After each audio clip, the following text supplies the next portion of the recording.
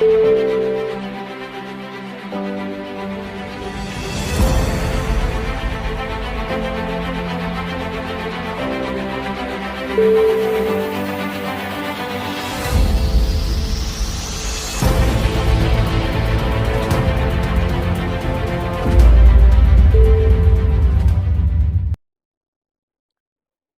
యేసుక్రీస్తు నామములో మీ అందరికీ వందనాలు.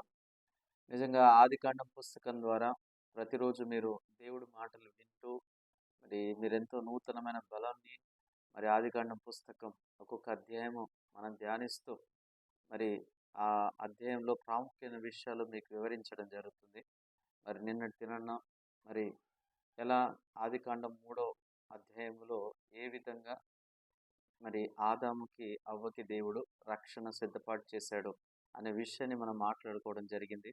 మరి ఈరోజు ఆదికాండం 4వ అధ్యాయంలో మరి ఏబేలు కయ్యోను ఒక అర్పణ గురించి మరి ప్రభు ఎవరి అర్పణ అంగీకరించాడో ఎవరి అర్పణ తృణీకరించాడో మరి ప్రభు మరి ఏబేలు అర్పణ అంగీకరించే కారణం ఏంటి, కయ్యోను అర్పణ తృణీకరించని కారణం ఏంటి, ఈ విషయం గురించి మనం ఆలోచిద్దాం. బైబిల్లో నుండి ఆదికాండము 4వ అధ్యాయము 1వ వచనం నుంచి 5వ వచనము చదువుకున్నాం.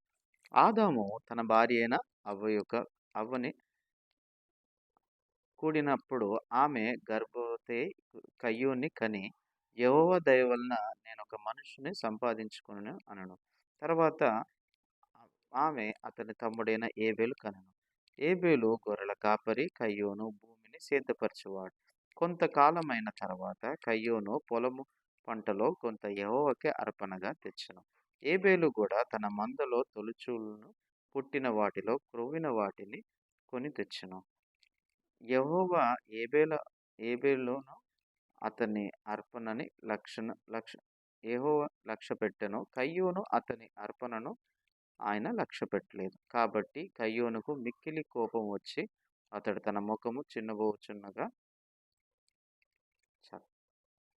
5వ వచనం వరకు చదువుకున్నాం. ఈరోజు మనం ఆలోచిద్దామండి. మరి ఆదాముకి పుట్టిన మొట్టమొదటి 2 కుమారుల గురించి మనం ఆలోచిద్దాం. వీరిద్దరి ద్వారా మనం ఆత్మీయ జీవితం గురించి కూడా లోతుగా ఆలోచిద్దాం. నిజంగా చాలాసార్లు నేను బైబిల్ చదువుతున్నప్పుడు మరి బైబిల్లో ఉన్న దేవుడి మాటల్ని నేను ఎప్పుడైతే ధ్యానిస్తున్నప్పుడు ఒక విషయం అర్థమవుతున్న విషయం ఏంటంటే, నా తలంపులు బైబిల్కి చాలా వేరుగా ఉన్నాయి. నేను ఆలోచించే మార్గం, దేవుడు ఆలోచించే మార్గం, నేను చూసే కోణము, ప్రభు చూసే కోణం పూర్తిగా వేరుందండి. చాలాసార్లు మన ఆలోచనలో ప్రభు ఆలోచనలు ఒకటి అనుకుంటాం, కానీ మనం బైబిల్ తెరిచి చూసినప్పుడు ఒక విషయం మనం స్పష్టంగా చూడే విషయం ఏంటిదంటే, నా తలంపులు వేరుగా ఉన్నాయి, నా ఆలోచనలు వేరుగా ఉన్నాయి. ఉదాహరణ, ఎప్పుడైతే దేవుడు సౌలు రాజును తృణీకరించాక దావీదు రాజుని ప్రభు ఏర్పాటు చేసుకున్నప్పుడు మరి ఆ సమయంలో జెస్సీ కుటుంబంలో ఉన్న వ్యక్తిని దేవుడు ఏర్పాటు చేసుకున్నాను సమూయేలుకి చెప్పినప్పుడు సమూయేలు వెంటనే మరి ఆ జెస్సీ కుటుంబానికి వెళ్ళి మరి ఆ నూనె తీసుకెళ్ళి మరి అభిషేకించడానికి ఎప్పుడైతే వెళ్ళాడో ఆ సమయంలో సమూయేలు చూసినప్పుడు ఎవరిని అభిషేకించాలనుకుంటే ఎలియాబుని అభిషేకించాలి. ఎందుకంటే ఎలియాబు చూసినప్పుడు తన రూపంలోని దృష్టిలోని అన్ని విధాలుగా మేబీ దేవుడు ఏర్పాటు చేసుకున్న రాజు ఇతనేమో అని అనుకునే కూడా ప్రభు సమూయేలు తెలియజేశారు. మనిషి పైనున్న రూపాన్ని లక్ష్య పెడతాడు, కానీ యెహోవా హృదయాన్ని లక్ష్య పెట్టేవాడు. మరి ఈరోజు మనం ఆలోచిద్దామంటే, దేవుడు ఒక తలం, దేవుడు ఒక మాటలు, మనిషి యొక్క ఆలోచనలు పూర్తిగా వేరుగా ఉన్నాయండి. అవునా కదా? చాలాసార్లు మనం చూసినప్పుడు నిజంగా మన దేవుడి హృదయాన్ని గురించి మనము ఎలా ఆలోచించాలంటే, దేవుడి హృదయం గురించి మనం బైబిల్ ప్రకారము లేఖనం ప్రకారం చూడాలండి. ఎందుకంటే దేవుడు తన హృదయాన్ని లేఖనం ప్రకారము తన హృదయాన్ని దాపెట్టడం జరిగింది. మరి నిజంగా మనం ఆలోచించినట్టయితే, ఉదాహరణ, కయ్యోను అర్పణ దేవుడు ఎందుకు తృణీకరించాడు, ఏబేలు అర్పణ దేవుడు అంగీకరించాడు. ఇది మన సొంత ఆలోచన ద్వారా, ఊహ ద్వారా వివరించాల్సిన విషయాలు కావండి. ప్రతి ఒక్కటి దేవుడు ఎందుకు అంగీకరించాడు, ఎందుకు తృణీకరించాడో లేఖనం ప్రకారం దేవుడు వివరించడం జరుగుతుంది. అయితే మొట్టమొదటిగా ఎప్పుడైతే ఆదామవ్వ కయ్యోను కలిగి ఉన్నప్పుడు, కయ్యోను అంటే దేవుడి నుంచి పొందుకున్న వ్యక్తిగా పేరు పెట్టడం జరిగింది. రైట్? నిజంగా నేను ఇక్కడ ఎప్పుడైతే ఆదాము, అవ్వ మరి ఈ యొక్క కయ్యోన్ని పొందుకున్నప్పుడు యెహోవా నుంచి, రైట్?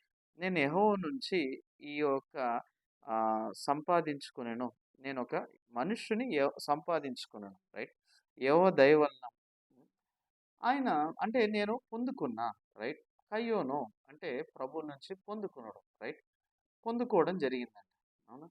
మరి అందుకే ఇంగ్లీష్‌లో ఇంకో విధంగా చెప్పాలంటే కేన్ అంటే గెయిన్. గెయిన్ అవ్వడం. దేవుడి నుంచి పొందుకోవడం. రైట్? మరి ఏబేలు అంటే ఇంకో విధంగా చెప్పాలంటే ఆవిరితో ఎందుకు ఏబేలుని ఇలాంటి పేరు పెట్టడము మీరు చూస్తే, ఏబేలు చూసినప్పుడు ఆయన ఎలా ఉన్నాడంటే, అతని తమ్ముడు ఏబేలు కనెను. రైట్. అతని గురించి నిజంగా ఎందుకు ఇలాంటి పేరు తల్లిదండ్రులు పెట్టారో చూస్తే, ఏబేలు చాలా బలహీనతుడు. తర్వాత తను ఏమి చేయలేని వ్యక్తిగా, తర్వాత నిజంగా ఒక మనుష్యుడు లాగా కనిపించే వ్యక్తి కాదు. ఎన్నో కొదువులుంటూ, బలహీనతలుంటూ ఇలా జీవించే వ్యక్తి ఏబేల్. అందుకే అతన్ని మరి ఇంకో విధంగా చెప్పాలంటే వానిటీ ఆ!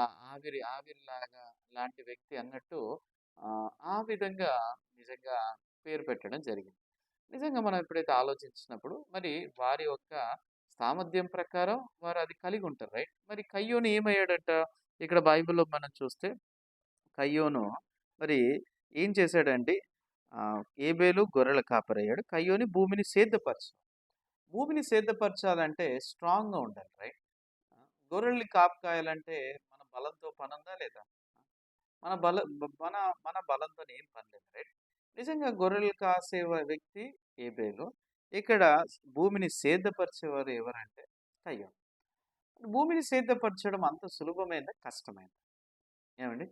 ఒకవేళ మీరు రైతుని అడిగితే రైతు మాత్రమే చెప్పగలుగుతాడు. ఈ రోజులల్లా నిజంగా మనకు కేవలం అన్నీ మన నోటి దగ్గరకొస్తున్నాయి కానీ, ఈ టమాటా ఎలా పండుతుంది? లేపోతే ఈ ఉల్లిగడ్డ ఎలా పండుతుంది? లేపోతే బంగాళదుంప ఎలా వస్తుంది చూస్తే, నిజంగా రైతు ఎంతో సేద్యపరిచి, ప్రయాసపడి, కష్టపడడం ద్వారా ఆ పొలము నుంచి ఆ పంట కోయడం ద్వారా మాత్రమే జరుగుతుంది. అవునా కాదండి? మరి ఈ కయ్యోను గూడా చాలామంది వాళ్ళు ఎలా ఆలోచిస్తారంటే కయ్యోనిచ్చే అర్పణలో ఏదో కొదువుంది. కయ్యోను అర్పలో మేబీ తను అర్పణలో కొన్ని పండ్లు పుచ్చిపోయింది ఇచ్చాడు. లేకపోతే తను ఇచ్చిన అర్పణలో మరి మంచి పండ్లు ఇవ్వలేకపోయాడు. లేకపోతే సరైన పనులు ఇలా వారి యొక్క ఆలోచన కలుపుతూ దేవుడు వాక్యాన్ని వారు అర్థం చేసుకుంటుంటారు. వాస్తవం చెప్పాలన్నట్టయితే దేవుడు మాటలో మన ఆలోచన కలిపినట్టయితే బైబిల్‌ని పూర్తిగా వేరుగా మనం అర్థం చేసుకోవడం జరుగుతుంది. మీకు ఉదాహరణ వివరించాలంటే, నేను మీతో మాట్లాడాలన్నట్టయితే, మీ 10 సంఖ్యలో ఉన్న ఫోను నంబర్ ఎలా ఉందో నేనలా ఆ నంబర్‌ని మాత్రమే ప్రెస్ చేసినట్టయితే మీతో నేను మాట్లాడగలను. అవునా అండి? కానీ ఆ 10 సంఖ్యలో నంబర్‌లో ఒక్క నంబర్ తప్పుగా నేను యాడ్ చేసినట్టయితే, లేదా వేరే నంబర్ మార్చినట్టయితే, నేను మీతో సంభాషించగలుగుతానా? లేదా మీరు నాతో సంభాషించగలుగుతారా? నేను మిమ్మల్ని కలవాలనుకున్నా, మీతో సంభాషణ చేయాలనుకున్నా, వేరే వ్యక్తికి మాత్రమే ఆ ఫోన్ వెళ్ళడం జరుగుతుంది. అంటే 10 సంఖ్యల నంబర్‌తో ఉన్న ఫోన్ నంబర్ కూడా మనకు కరెక్ట్‌గా తెలిసినట్టయితే, ఏ వ్యక్తితో సంభాషణ చేయాలనుకుంటామో, ఆ వ్యక్తితో మనం సంభాషణ చేయగలుగుతాం.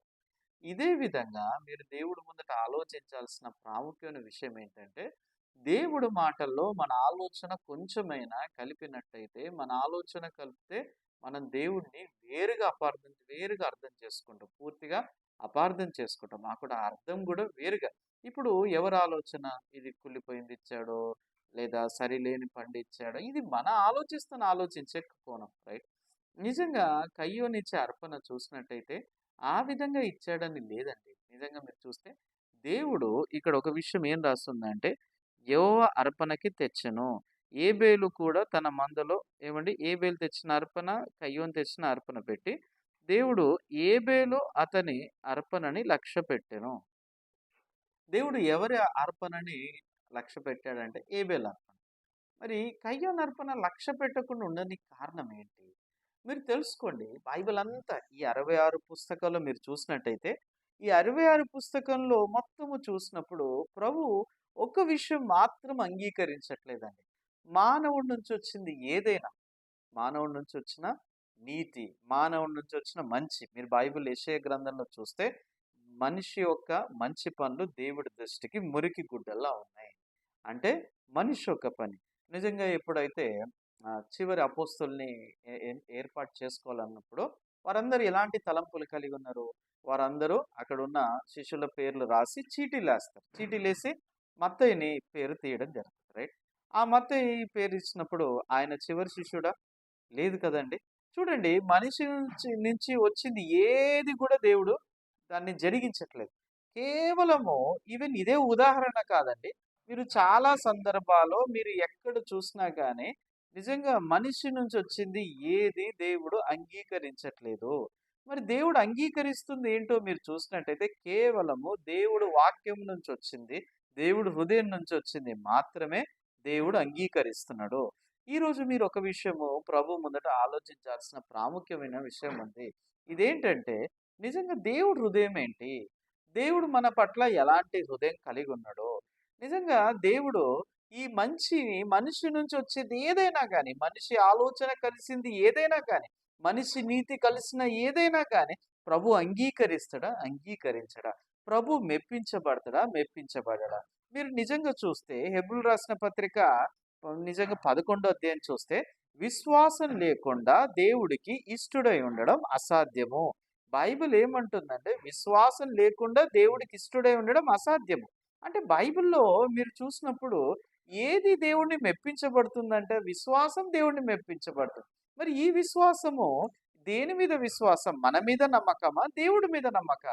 దేవుడిని విశ్వసించడం మాత్రమే దేవుడిని మెప్పించబడడం జరుగుతుంది. మరి ఏబేలు ఇచ్చే అర్పణలో ఏబేలు ఏం చేశాడు? ఏబేలు నిజంగా తను నమ్మనీకి ఏది లేదు. ఏబేలు చూస్తే చాలా బలహీనుడు, చాలా కొదువులున్న వ్యక్తి, చాలా నిజంగా ఏమి చేయలేని వ్యక్తి. ఈ వ్యక్తి దేవుడిని విచారం చేయడము, దేవుడిని అడగడం, ప్రభా నీ హృదయం ఏంటి? ప్రభా నిజంగా మీరేం చేయాలనుకుంటున్నారు? ప్రభా ఈ అర్పణని నిజంగా నేను ఏ అర్పణ ఇవ్వగలుగుతానో నిజంగా నాకు తెలవదు ప్రభా. మీరు నన్ను నడిపియండి, మీరు నన్ను గైడ్ చేయండి. ఎప్పుడైతే ఏబేలు నిజంగా దేవుడు ఎదుట తను మాట్లాడుతున్నప్పుడు, దేవుడు ఎదుట తను విచారం చేస్తున్నప్పుడు, దేవుడు అప్పుడు ఏబేలుకి ఏం తెలియజేశాడండి?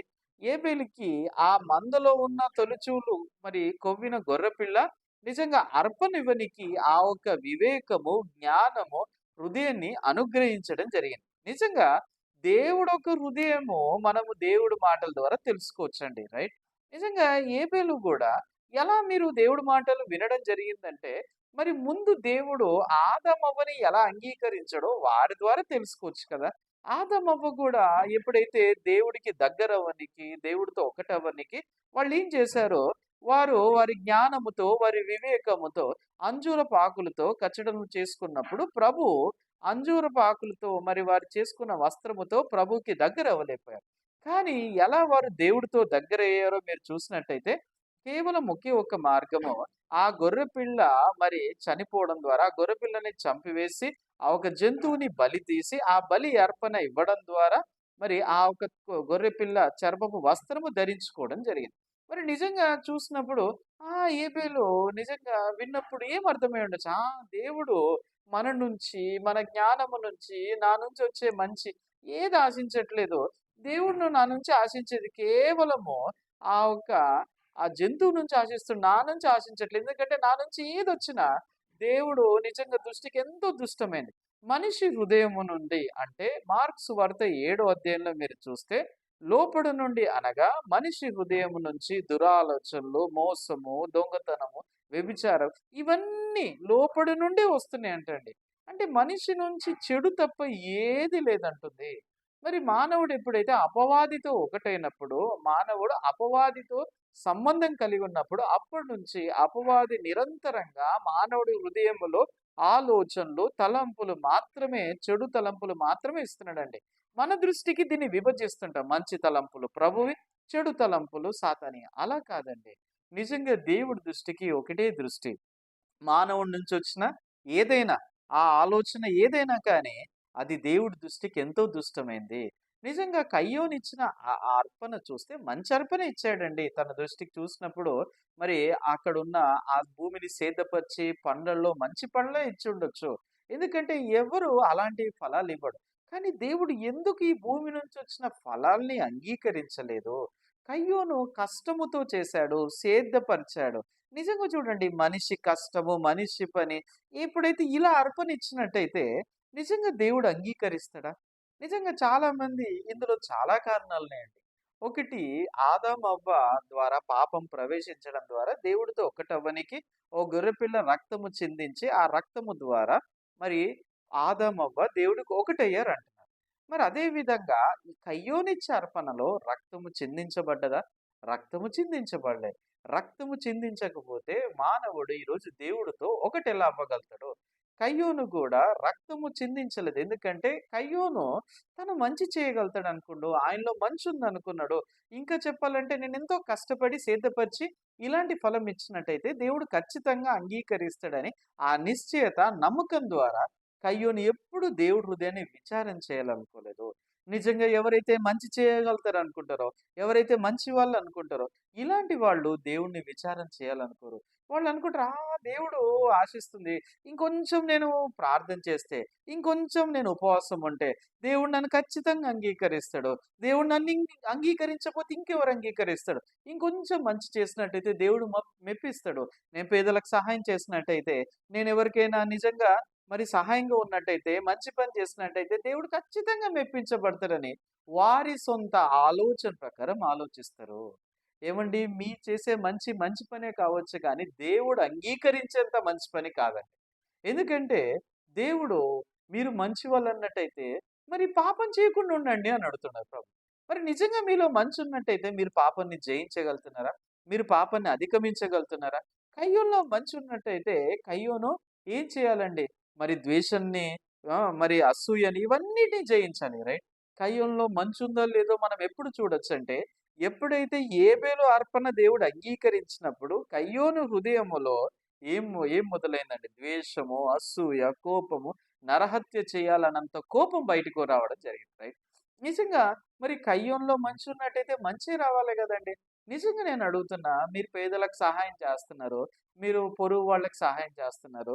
మీరు ఉపవాసం ఉంటున్నారు, ప్రార్థన చేస్తున్నారు, మంచి కార్యం చేస్తున్నారు, కానుకలు ఇస్తున్నారు. మరి నిజంగా మీరు మంచివాళ్ళు అనుకుంటున్నారా? మీరు మంచివాళ్ళు అన్నట్టయితే మీ మంచితనంతో పాపాన్ని జయించగలుగుతారా? మీరు మంచితనంతో మీరు అబద్ధం ఆడకుండా ఉండగలుగుతున్నారా? మీరు మంచితనంతో మోసం చేయకుండా ఉండగలుగుతున్నారా? మరి మీరు మంచివాళ్ళా? మంచివాళ్ళు కాదా? మంచివాళ్ళు అవ్వనీకి ప్రయత్నిస్తున్నారా? మరి మంచివాళ్ళ ద్వారా మీరు పాపాన్ని జయించగలుగుతారనుకుంటున్నారా? ఎవరు మీకు చెప్తున్నారు? మనం మంచిగుంటే పాపాన్ని జయించగలుగుతాం. ఏవండీ మీరెంత మంచిగున్నా మీ హృదయంలో ఉన్న ద్వేషాన్ని జయించలేరు. మీ హృదయంలో ఉన్న అసూయని జయించలేరు. వీటిని మనం జయించే శక్తి మొదటి నుంచి మన దగ్గర లేదు. నిజంగా కయ్యోనులో ఉన్నట్టయితే కయ్యోను జయించాలి గదా! కయ్యోను నిజంగా మంచివాడైనట్టయితే, ఆయన ఎంతో మంచి వ్యక్తి అయినట్టయితే నిజంగా జయించాలి. కానీ కయ్యోను ఎప్పుడైతే కష్టపడినప్పుడు, సేదపరిచినప్పుడు, మంచి ఫలం వస్తున్నప్పుడు కయ్యోను ఏమనుకుండొచ్చు? నిజంగా నేను చాలా మంచి వ్యక్తిని. ఏబేలేంటి అలాంటి అర్పణిస్తుండో, ఆ రక్తం చిందించబడుతుంది, గొర్రెపిల్ల అరుపు అవి చూసినప్పుడు ఏబేలు నువ్వు ఏం చేస్తున్నావు? దేవుడికి ఇలాంటి అర్పణివ్వాలి. చూడు ఎంత మంచిగుందో ఈ అర్పణ. ఈ పండ్లు చూడు. ఈ పండ్లులాగా దేవుడికి ఇలాంటి అర్పణివ్వాలి. నిజంగా ఎప్పుడైతే కయ్యోను ఏబేలు చూసినప్పుడు ఏబేలు తెలియచేయాలనుకుండొచ్చు. ఏబేలు ఎందుకు ఆ నిర్దోషమైన గొర్రెని చంపుతున్నావు? ఎందుకు ఆ రక్తం చిందిస్తున్నావు? దేవుడు అలాంటి అర్పణ అంగీకరించడు అని ఏబేలుకి తెలియచేయాలనుకుండొచ్చు. మేబీ సంభాషణ కూడా చేసుండొచ్చు. అవునా కదండీ! కానీ మనం ఆలోచించాల్సిన ప్రాముఖ్యమైన విషయం ఏంటంటే కయ్యోను అర్పణ దేవుడు లక్ష్యపెట్టలేదు. దేవుడు కయ్యోను అర్పణ తృణీకరించాడు. కయ్యోను అర్పణ గౌరవించలేదు. ఎందుకు దేవుడు కయ్యోను అర్పణను తృణీకరించాడు? ఎందుకంటే ఒకే ఒక కారణం అండి. మనిషి నుంచి వచ్చింది ఏది దేవుడు అంగీకరించడు. మనిషి నుంచి వచ్చిన నీతిని అంగీకరించడు. చాలా మంది దేవుడు ఎదుట మరి దేవుడి తీర్పు రోజు ఎలా నిల్చోవాలనుకుంటారో తెలుసా అండి? వాళ్ళు ఈ లోకంలో చేసిన మంచి పని, ఈ లోకంలో చేసిన త్యాగము ద్వారా, వారు చేసిన సహాయం ద్వారా ఇవన్నీ ప్రభు దగ్గరికి ఒక పండ్లలా తీసుకెళ్లాలనుకుంటారు. ఈ లోకంలో ఉన్నప్పుడు నేను కానికిచ్చింది ఇదొక యాపిల్ పండు, ఈ లోకంలో నేను మంచి చేసింది ఇదో సీతాఫల్ పండు, ఈ లోకంలో నేను మంచి చేసింది ఇదో కట్టిపండు, ఇలా అన్ని పండ్లు తీసుకెళ్ళి ప్రభు ఎదుట తీర్పు దినం అప్పుడు నిల్చోవాలనుకుంటున్నారు. సహోదరులారా, ఈ ఒక మంచి పనులతోని మీ పాపాన్ని కప్పివేయగలుగుతారా? దేవుడు పైనున్న రూపాన్ని లక్ష్య పెట్టేవాడా?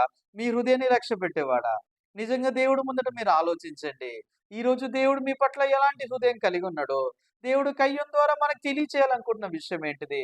నిజంగా మనం పాపాన్ని జయించగలుగుతున్నామా? మనం పాపాన్ని అతిక్రమించగలుగుతున్నామా? నిజంగా మనం ఏం చేస్తున్నాం? పాపంని జయించగలుగుతున్నామా? లేదా పాపానికి లోబడలేకపోతున్నామా? మీలో ఉన్న ద్వేషాన్ని జయించగలుగుతున్నారా? మీ మంచి ద్వారా దేశాన్ని జయించలేకపోతున్నారా? అవును. మీరందరూ అంటారు, "ఉండాలి బ్రదర్. మనం తప్పు చేయకుండా ఉండాలి బ్రదర్. ద్వేషించకుండా ఉండాలి బ్రదర్. ఏమంటే ప్రార్థన చేసి మనం మనల్ని అంచుకోవాలంటారు." మరి నేను ఒకటే అడగాలనుకుంటున్నా. మీ ఇంట్లో మీరు కోపాన్ని అంచుకోగలుగుతున్నారా? మీ కుటుంబంతో మీ కోపాన్ని అంచుకోగలుగుతున్నారా? మీ ఇంట్లో మీరు అబద్ధం ఆడకుండా ఉండగలుగుతున్నారా? మీరు నిజంగా మీ హృదయంలో ఉన్న వ్యభిచారమైన హృదయం వచ్చినప్పుడు, ఆ వ్యభిచారమైన హృదయాన్ని జయించగలుగుతున్నారా? మీరు ఎవరినైనా ద్వేషమైన హృదయం కలిగినప్పుడు, ఆ ద్వేషమైన హృదయాన్ని మీరు ఎలా తొలగించుకోగలుగుతున్నారు? నిజంగా దేవుడు మాట్లాడుతుంది. ఆ క్రియ గురించి మాట్లాడుతాం. నేను ఆలోచించాను. ఎందుకు దేవుడు ఏబేలుని చంపే విధంగా కయ్యోన్ని అనుమతించాడు? ఒకవేళ ఒకవేళ ఏబేలుకి ఈ కయ్యోను హృదయంలో ఏబేలుని చంపాలన్నంత కోపం ఉండి, ఎందుకంటే దేవుడికి మనిషి యొక్క ఆలోచనలు తెలుసు కదండి.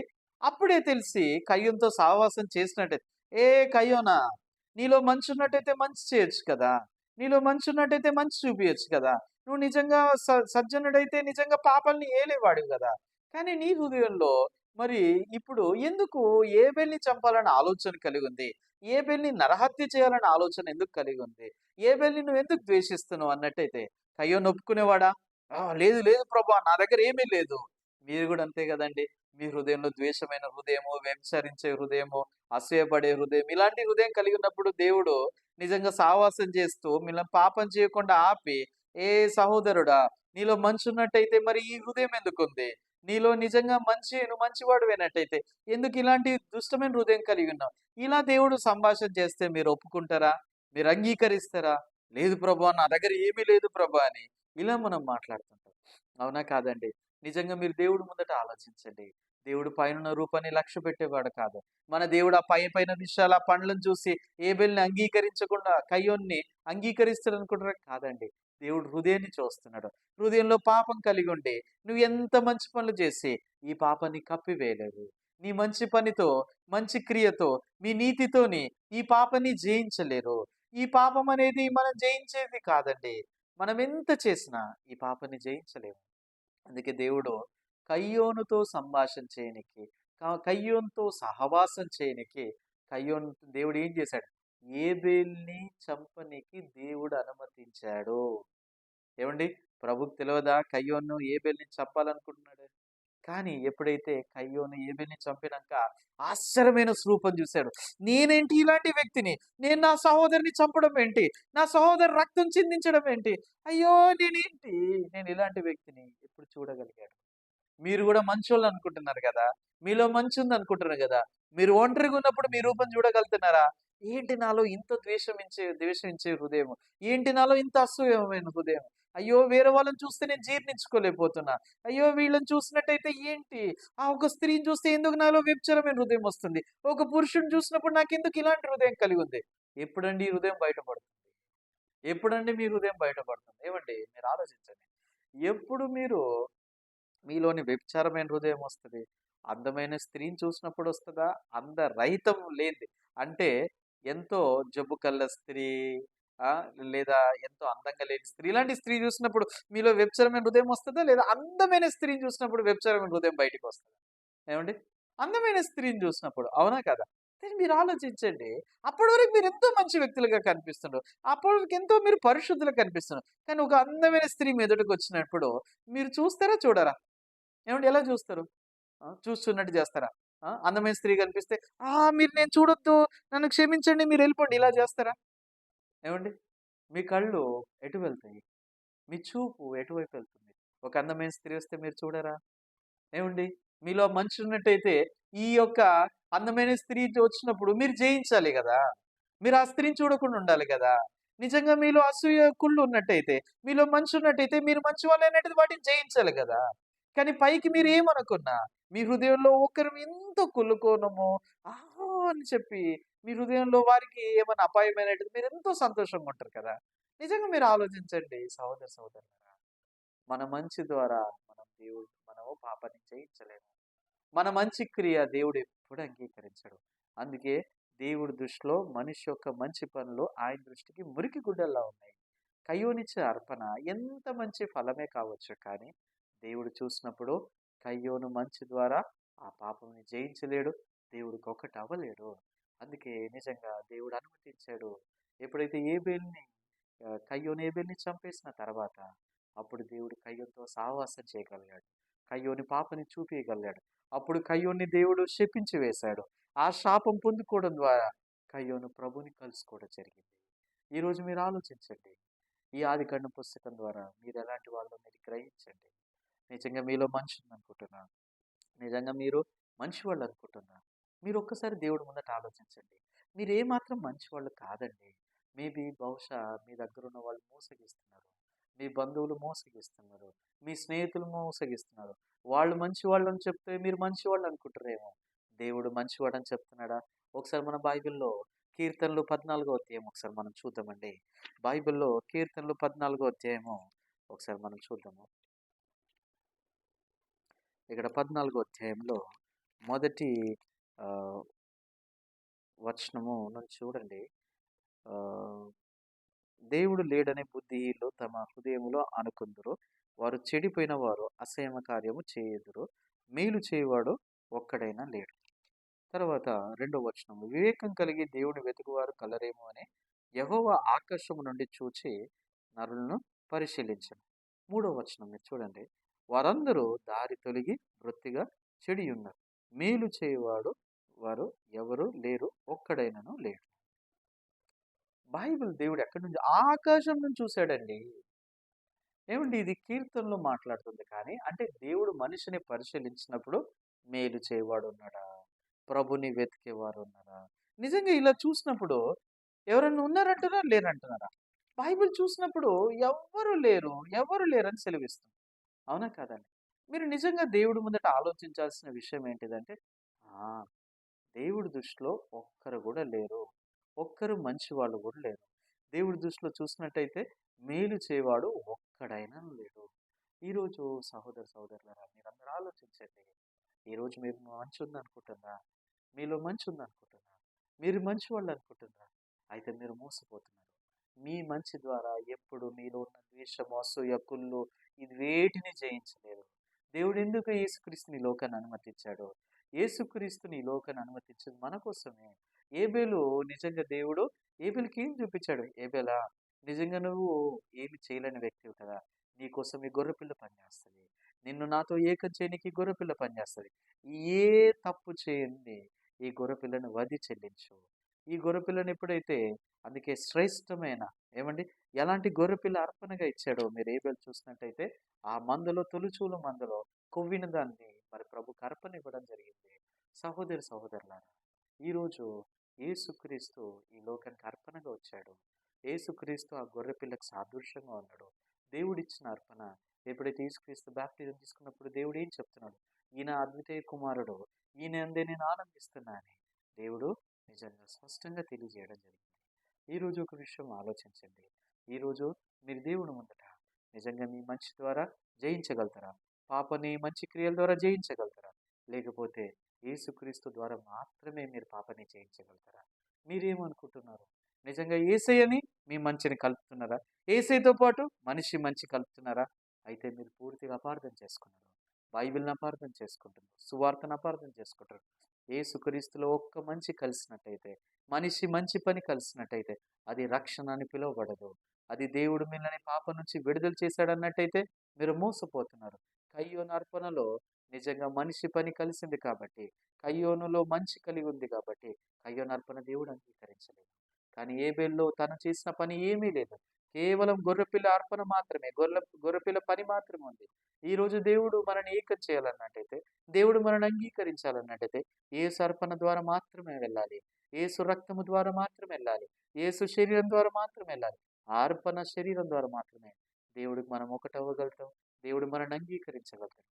అప్పుడు ఏబేలు అర్పణ దేవుడు ఎలా అంగీకరించాడు? పరలోక రాజ్యంలో యేసు రక్తం శరీరం ద్వారా మాత్రమే మనం ప్రవేశించగలుగుతాం. దయచేసి మీ మంచిని ఏ మాత్రం పనిచేయదు. ఆ మంచిని ఇప్పుడే మీరు కయ్యం ద్వారా తృణీకరించి ఈ మంచిని పడేసి ఏబేలులాగా మీరు యేసుక్రీస్తుపై ఆధారపడినట్టయితే నిజంగా నేను ఆశిస్తున్నా దేవుడు మీ అందరిని అంగీకరిస్తున్నాను. ప్రార్థన చేసుకున్నాను. పరిశుద్ధమైన తండ్రి, మౌన్నతుడు మెస్సయ్య ప్రభా, నీకు వందనాలు ప్రభా. మరోసారి ఈరోజు ఏబేలు కయ్యం ద్వారా మా హృదయాలు మాకు బయలుపరిచినందుకు వందనాలు ప్రభా. నిజంగా చాలా మంది కయ్యంలాగా వారు మంచి చేసి ఆ మంచి ద్వారా పాపాన్ని కప్పాలనుకుంటారు ప్రభా. మా మంచి పని ద్వారా మేము పాపాన్ని జయించగలుగుతామా? ఎన్నటికీ జయించలేము. మా మంచి పని కేవలం తండ్రి ప్రజల దృష్టికి మంచే, కానీ మంచి పని ద్వారా పరలోక రాజ్యానికి వెళ్ళలేము. ఈ మంచి పని ద్వారా నీతిని సంపాదించుకోలేం. ఈ మంచి పని ద్వారా మేము పరిశుద్ధతను సంపాదించుకోలేం ప్రభా. ఈ పరిశుద్ధత, నీతి ఇదంతా కేవలం యేసుక్రీస్తు ద్వారా మాత్రమే సిద్ధపాటు చేశావు. ఏబేలు నీతిమంతుడిగా సెలవిచ్చావు. ఎందుకంటే ఆ గొర్రెపిల్ల అర్పణ ద్వారా నీతిమంతుడిగా తీర్చబడ్డాడు. ప్రభా, ఈరోజు మానవుడు ఇలా పరిశుద్ధుడిగా నీతిమంతులుగా తీర్చబడచ్చు. ఈరోజు ఒకే ఒక మార్గం, యేసు అర్పణ ద్వారా, యేసు రక్తము ద్వారా మాత్రమే తండ్రి మేము పరిశుద్ధులుగా నీతిమంతులుగా తీర్చబడచ్చు. ఎందరైతే ఆన్లైన్లో వాక్యం వింటున్నారో వారందరిని ఆశీర్వదించి వారి కయ్యంలాగా ఇంతవరకు ఆలోచిస్తే వారి హృదయాన్ని దేవుడి ఎదుట మార్చుకొని వారి ఆలోచన తృణీకరించి ఏబేలాంటి అర్పణని మరి యేసుక్రీస్తుపై మాత్రమే, ఆ రక్తము శరీరంపై మాత్రమే ఆధారపడికి కృపని కనికరాన్ని అనుగ్రహించుకున్నాడు. యేసుక్రీస్తు అతి పరిశుద్ధ నామమున ప్రార్థన సమర్పించుకున్నాం తండ్రి. ఆమేన్. మీరు ఈ ఛానల్ ద్వారా మీరు ఆశీర్వదించబడినట్టయితే తప్పకుండా మీరు సబ్స్క్రైబ్ చేయండి. అదేవిధంగా అనేకులకి ఈ వాక్యము మరి అందచేయడానికి మీరు షేర్ చేయాలని కోరుకుంటున్నాను. Thank you.